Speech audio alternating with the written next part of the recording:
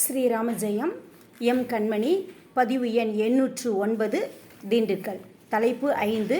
உற்ற உறவாயினும் தர்மத்தின் பக்கம் இருக்க வேண்டியதின் அவசியம். சத்யம் வத தர்மம் சர என்பது வேத வாக்கு. உண்மையை பேசு, தர்ம வழியில் நடந்து காட்டு என்பது இதன் பொருளாகும்.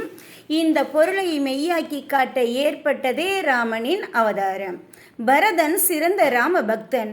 சகோதரனாக மட்டுமின்றி ராமனை தெய்வமாகவே கண்டவன். தன் தாயின் வரத்தால் பெற்று தனக்கு அளிக்கப்பட்ட அரசாட்சியை அதர்ம வழியில் வந்தது என்றே கருதி ஒதுக்கினான்.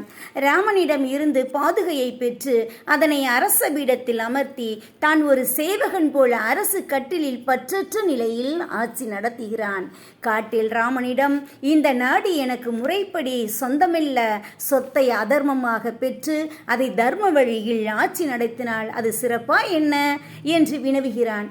ராமன் காட்டில் வனவாசத்தை மேற்கொண்டான். பரதன் நாட்டிலேயே வனவாசம் மேற்கொண்டான்.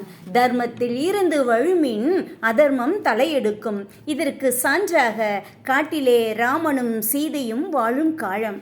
பொன்மயமான மானை காட்டி தன் ஆசையை வெளிப்படுத்துகிறாள் சீதையை. இச்சையை துறந்து வாழும் நிலையில் சீதைக்கு இச்சை.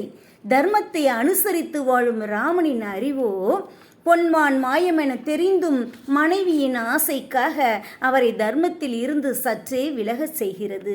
பொன்மானாய் வந்த மாரீசன் இறக்கும் தருவாயில் ராமனை போல் குரல் கொடுக்க சீதை அதை எண்ணி கலங்கி லட்சுமணனை சென்று பார் என்று கட்டளையிட்டாள்.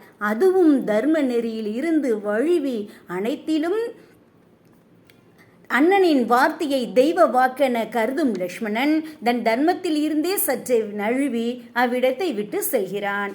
மூவரும் தாம் பின்பற்றும் தர்ம நெறியில் இருந்து விலகிய போது அதர்மம் தர்ம உருக்கொண்டு சந்நியாசியாக ராவணன் வடிவில் புகுந்தது.